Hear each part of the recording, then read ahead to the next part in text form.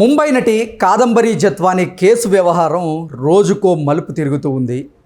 ఈ కేసులో సస్పెండ్ అయినటువంటి కొంతమంది ఐపీఎస్లలో ఒకరు అప్రూవర్గా మారారని, ఈ కాదంబరి జత్వాని కేసుకి అసలు పునాదులు పడిందే తాడేపల్లి ప్యాలెస్లోని తాడేపల్లి ప్యాలెస్ సాక్షిగానే పిఎస్ఆర్ ఆంజనేయులు గారు ఈ కేసులో అసలు జత్వానీని ఎలా ఇరికించాలి అనేటువంటి ప్రణాళికను క్రాంతి రాణా టాటాకి అలాగే విశాల్ గున్నీకి వివరించినట్లుగా విశాల్ గున్నీ అప్రూవర్గా మారి ఈ నిజాలన్నీ కూడా బయటపెట్టినట్లుగా అసలు జత్వానీ కేసు వ్యవహారంలో కీలక సూత్రధారులు ఎవరైతే ఉన్నారో వారు తప్పించుకున్నారు, కానీ అప్పటి అధికారులుగా ఉన్నటువంటి కొంతమంది బుక్ అయ్యారు అనేటువంటి ప్రచారం వాదన ఇప్పుడు సోషల్ మీడియాలో పెద్ద ఎత్తున వినపడుతున్నటువంటి నేపథ్యంలో అసలు ఈ కేసు వ్యవహారంలో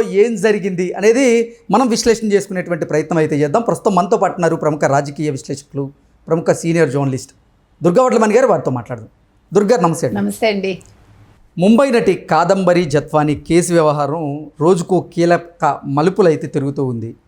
ఇప్పుడు ఈ కేసులో సస్పెండ్ అయినటువంటి ముగ్గురు ఐపీఎస్లలో ఒకరు అప్రూవర్గా మారినట్లుగా విశాల్ గున్నీ అసలు ఏం జరిగింది గతంలో అనేది ఆయన తేల్చి చెప్పేసినట్లుగా ఒకంత ప్రచారం అయితే జరుగుతుంది. అందులో భాగంగానే అంటే గతంలో తాడేపల్లి ప్యాలెస్ కేంద్రంగానే ఈ కేసులో జత్వానీని ఎలా ఇరికించాలి అనేటువంటి ప్రణాళికను పిఎస్ఆర్ ఆంజనేయులు గారు క్రాంతి రాణా టాటాకు అలాగే విశాల్ గున్నీకి వివరించినట్లుగా అసలు ఈ జత్వానీ కేసు వ్యవహారంలో అసలైనటువంటి సూత్రధారులు పాత్రధారులు తప్పించుకొని ఇప్పుడు కొంతమంది అధికారులు అడ్డంగా బుక్ అయినట్లుగా ప్రచారం జరుగుతుంది. అసలు ఏంటి ఈ వ్యవహారంలో ఏం జరిగింది గతంలో? మీరు చెప్పినట్టుగా ఒక పారిశ్రామికవేత్త కోసం జగన్మోహన్ రెడ్డి చెప్పటం వల్ల పిఎస్ఆర్ ఆంజనేయులు రంగంలోకి దిగారు. నిన్నటి వరకు ఏమనుకున్నారు, రాజేంద్రనాథ్ రెడ్డిది కూడా చాలా హస్తం ఉంది అని అనుకున్నారు. కానీ ఇవాళ వచ్చిన సమాచారం మేరకు అసలు రాజేంద్రనాథ్ రెడ్డికి ఏమీ చెప్పకుండా మీరు ఇందాక అన్నట్టుగా మొత్తం పథకం అంతా కూడా తాడేపల్లి ప్యాలెస్లో రచించారు. ఈ రచించినప్పుడు ఏం చేశారు, ఈ పిఎస్ఆర్ ఆంజనేయులు ఈ విశాల్ గున్నీని, క్రాంతి రాణా టాటాని విశాల్ గున్నీని పిలిచి వాళ్ళని ఈ పథకాన్ని అమలు చేయమని అడిగారు. ఆ అమలు చేయటంలో భాగంగా వాళ్ళు టికెట్లు బుక్ చేసుకోవటం దగ్గర నుంచి, అంటే రేపు జరిగేదానికి ఇవాళే టికెట్లు బుక్ చేసుకునే వాళ్ళు, ఫ్లైట్ టికెట్స్, అది కూడా ఆ అమ్మాయిని కిడ్నాప్ చేసి తీసుకురావటమే కాకుండా అవంతా మనకు తెలుసు, మొత్తం కుటుంబాన్ని తీసుకురావటం, వాళ్ళని ఏ రకంగా వాళ్ళని హెరాస్ చేశారు, అది కూడా పెద్ద ఎత్తున చర్చనీయాంశంగా మారింది. అసలు వారెంట్ రాకముందే మీరు ఫ్లైట్ టికెట్లు ఎలా బుక్ చేసుకున్నారు అనేది పెద్ద అదే వారెంట్ నెక్స్ట్ డే ఇస్తారంటే ఈ రోజే బుక్ చేసుకున్నారు వాళ్ళు. అదే చెప్తున్నాం మనం. సో ఇక్కడ మనకి అర్థమైంది కదండి విషయం ఏంటి అంటే, ఇదంతా కూడా ప్రీ ప్లాన్డ్గా, అంటే ఒక పక్కా ప్రణాళిక, ఒక పక్కా వ్యూహంగా ఒక ఆడపిల్లని ఏ రకంగా ఇరికించాలి, ఎలా హెరాస్ చేయాలి అనే దానికి తాడేపల్లిలో రచన జరిగింది. అంటే తాడేపల్లి ప్యాలెస్లో ఇంకా ఏమేమి జరిగాయి, ఇంకా ఇంతకంటే ఘోరమైన అంశాలు జరిగాయి అనేది కూడా ఆలోచించాలి. రెండోది, ఇక్కడ అసలు ముఖ్యంగా ఇప్పుడు రాజేంద్రనాథ్ రెడ్డి ఎవరైతే ఉన్నారో అసలు ఆయన చెప్పకుండా ఈ విషయాలన్నీ జరిగాయి. సో ఇప్పుడు అసలు సూత్రధారులు, ఇందాక మీరు అన్నారు, అసలు సూత్రధారులు దీనికి మళ్ళా మీరు తీసుకుంటే జగన్మోహన్ రెడ్డి సజ్జలే. ఓకే, మీరు ఎక్కడికి వెళ్ళినా కూడా ఆవ్యాసంలాగా వాళ్ళ దగ్గర ఆగుతాయి అన్నీ. ఇప్పుడు జగన్మోహన్ రెడ్డికి పూర్తిగా ఎంత తెలుసో మనకు తెలియదు. ఆయనకు కావాల్సిన డబ్బులు ముట్టాయి ఆయనకి, ఆ పారిశ్రామికవేత్త ఆయనకి ఇవ్వాల్సిన డబ్బులు ఇచ్చాడు, ఆయన కలిశాడు కూడా. మీకు తెలుసు, ఈ ఇష్యూ జరగటానికి ముందు డిసెంబర్లో ఆయన కలిశాడు ఎవరిని, జగన్మోహన్ రెడ్డిని. ఆ ఫోటోలు కూడా బయటకు వచ్చాయి.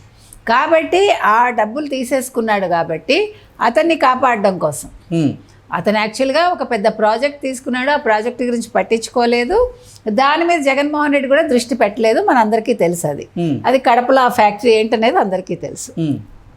కానీ ఒక ఆడపిల్లని బదనాం చేయటానికి, ఒక ఆడపిల్లని హెరాస్ చేయటానికి మానసికంగా, శారీరకంగా ఒక ముఖ్యమంత్రి, అప్పటి ముఖ్యమంత్రి జగన్మోహన్ రెడ్డి ఇలా ప్రణాళికను రచించడం అనేది ఎంతవరకు సబబు? మరి ఇప్పుడు జగన్మోహన్ రెడ్డిని అరెస్ట్ చేయాలా వద్దా? ఈ విశాల్ గున్నీ కనుక అప్రూవర్గా మారితే రాజేంద్రనాథ్ రెడ్డి వచ్చి మొత్తం వివరాలు, అంటే మొత్తం విషయాలు వివరిస్తే అప్పుడు జగన్మోహన్ రెడ్డి, సజ్జల ఒకే జైల్లో ఊచలు లెక్క పెడతారా పెట్టారా? ఇది ప్రజలు ఎదురు చూస్తున్న అంశం. ఎందుకంటే ఇది చిన్న విషయం కాదండి. 2 రాష్ట్రాల మధ్య ముడిపడి ఉన్న అంశం. అక్కడ ఆ రాష్ట్ర ముఖ్యమంత్రి ఏం చేశాడు ఆ రోజు, ఆ రాష్ట్ర పోలీస్ శాఖ ఏం చేసింది, వాళ్ళకి తెలియకుండా ఈ విషయం జరిగి ఉండదు. ఇప్పుడు ఇక్కడ ఇంటెలిజెన్స్ వాళ్ళు అక్కడ చెప్పాకే కదా అమ్మాయి దగ్గరికి వెళ్తారు. సో అమ్మాయికి ఒక నోటీస్ ఇవ్వాలన్నా, ఒక వారెంట్ ఇవ్వాలన్నా అక్కడ పోలీసులకు చెప్పాలి కదా. ఇప్పుడు మనం జస్ట్ లైక్ దట్ వెళ్ళి ఇవ్వడానికి ఇదేం లోకల్ పోలీసులు కాదు కదా. ఇది ఒక రాష్ట్ర వ్యవహారం ఇంకో రాష్ట్రానికి చెందింది, లేదు ఇంకో రాష్ట్ర వ్యవహారానికి సంబంధించి ఇక్కడ రాష్ట్రం నుంచి పోలీసులు వెళ్ళి ఆ అమ్మాయిని తీసుకొస్తే అక్కడ పోలీసులు ఎందుకు నోరు మూసుకున్నారు? అక్కడ ముఖ్యమంత్రి ఏం చేశాడు? ఇప్పుడు ఇవన్నీ కూడా చిన్న విషయాలు కాదండి. లోపలికి వెళ్ళే కొద్దీ ఒక వెబ్ లాగా మీకు ఒక సాలెగూడు ఎట్లా ఉంటుందండి, సాలెగూట్లో లాగా ఇప్పుడు అందరూ కూడా చిక్కుకుంటారు అనమాట, ఒక్కొక్కళ్ళు పురుగులు చిక్కుకున్నట్టు. ఓకే, కాబట్టి ఇది చిన్న విషయం కాదండి. ఇవాళ అంటే కాదంబరి జత్వాని కేసు వ్యవహారంలో తీగలాగితే డొంక కదలబోతుంది అంటారు. ఇప్పటికే 3 ఐపీఎస్లు సస్పెండ్ అయినటువంటి నేపథ్యంలోనే మరికొంతమంది కూడా సస్పెన్షన్ గురి అయ్యే అవకాశం ఉంది అనేటువంటి వాదన కూడా తెర మీదకి వస్తుంది. దాని మీద ఏమంటారు? ఏంటి అసలు 3 సస్పెండ్ చేయటం కాదండి. ఇప్పుడు ఈ పోలీస్ వాళ్ళని సస్పెండ్ చేయాలంటే కేంద్రం నుంచే కదా రావాలి ఏదైనా కూడా. అసలు వీళ్ళని ముందు అరెస్ట్ చేసి ఉండాలి. ఓకే, అరెస్ట్ చేస్తే ఆటోమేటిక్గా సస్పెండ్ అవుతారు. ఎందుకు అరెస్ట్ చేయలేదు? ఇంకా ఏ శక్తులు అడ్డుకుంటున్నాయి? ఇదొకటి ఆలోచించాలి. 2 మరి ఇక్కడ ఇంకా చాలా మంది ఉన్నారు కదా. దుర్గాదేవి అనే ఆవిడ పేరు వచ్చింది, ఒక ఎస్ఐయా సిఐఓ ఒక ఆవిడ చాలా అమానుషంగా ప్రవర్తించారు అని. ఇప్పుడు ఈ కాదంబరి జత్వాని కేసు వ్యవహారంలో ఈ సస్పెండ్ అయినటువంటి ఐపీఎస్లు ఎవరైతే ఉన్నారో వారి వ్యవహారం గురించి కొన్ని మీడియా సంస్థల్లో భిన్నంగా వినపడుతుంది. అసలు ఇప్పుడు ఆంధ్రప్రదేశ్ ప్రభుత్వం ఎటువంటి విచారణ చేపట్టకుండానే ఆ 3 సస్పెండ్ చేయడం అమానుషం అనేటువంటి వాదనను కూడా తెర మీదకి తీసుకొచ్చింది. ఏంటి అసలు ఏం జరుగుతుంది? అంటే ఆడపిల్లని మీరు అత్యాచారం చేసినా లేదా ఆడపిల్ల మీద అన్యాయంగా ప్రవర్తించినా తప్పు లేదా? అది అమానుషం కాదా? అంటే పోలీస్ ఆఫీసర్స్ వాళ్ళు తప్పు చేసి ఒక ఐపీఎస్ ఆఫీసర్స్ వాళ్ళు సస్పెండ్ చేస్తే తప్ప? అసలు అరెస్ట్ చేయలేదని అడగాలి ప్రజలు. అమానుషం అనే మాటకు అర్థం లేదండి. ఆడవాళ్ళ మీద ఏం జరిగినా అది అమానుషం.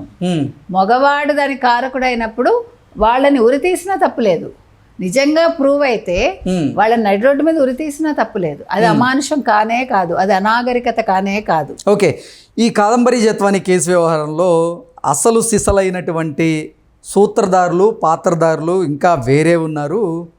ఇప్పటికి బలైంది కేవలం 3 మాత్రమే అంటూ కొన్ని వాదనలు అయితే వినపడుతూ ఉన్నాయి. ఏంటి అసలు సిసలైనటువంటి పాత్రధారులు ఎవరు అంటే, నాటి డీజీపీగా ఉన్నటువంటి కసిరెడ్డి రాజేంద్రనాథ్ రెడ్డి గారి పేరైతే బలంగా వినపడింది. తర్వాత సజ్జల రామకృష్ణారెడ్డి కేసులో ఇన్వాల్వ్ అయ్యున్నారు అనేటువంటి వాదనలు కూడా తెర మీదకి వచ్చిన నేపథ్యంలో అసలు ఈ కేసులో అసలు సిసలైనటువంటి సూత్రధారులు కానీ పాత్రధారులు కానీ ఎవరు అంటే ఏం చెప్తారు?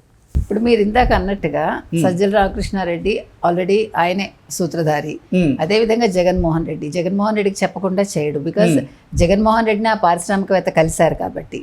ఇక్కడ ఇంకొక ముఖ్యమైన విషయం, ఆ పారిశ్రామికవేత్తను కూడా విచారించాలి, ఆ పారిశ్రామికవేత్తను కూడా అరెస్ట్ చేయాలి. ఎందుకంటే అసలు సూత్రధారి ఆయన కూడా. ఆయన అమ్మాయిని లైఫ్లోంచి తప్పించుకోవాలనుకున్నాడు కాబట్టి ఇంత దూరం వచ్చాడు. ఇంకొక ముఖ్యమైన విషయం, పోలీసులు ఎవరు, ముంబై పోలీసుల పాత్ర ఏంటి? సో వాళ్ళ మీద కూడా చర్యలు జరగాలి, తీసుకోవాలి. ఎందుకంటే ఒక ఆంధ్రప్రదేశ్ పోలీసులే కాకుండా ముంబై పోలీసుల మీద కూడా విచారణ జరపాలి. సో మొత్తం సూత్రధారులు, పాత్రధారులు అందరూ కూడా అప్పుడు ఖచ్చితంగా బయటకు వస్తారండి. ఇది 2 రాష్ట్రాలకు సంబంధించిన వ్యవహారం. అక్కడ ముఖ్యమంత్రి కూడా స్పందించాలి. ఇది చిన్న విషయం కాదు, చిన్న కేసు కాదు, ఒక ఆడపిల్ల జీవితానికి సంబంధించింది కాబట్టి తప్పక ఆ ముంబై నటికి న్యాయం అయితే జరగాలని మనం కోరుకుంటాం. ఓకే అండి, థ్యాంక్ యూ సో మచ్.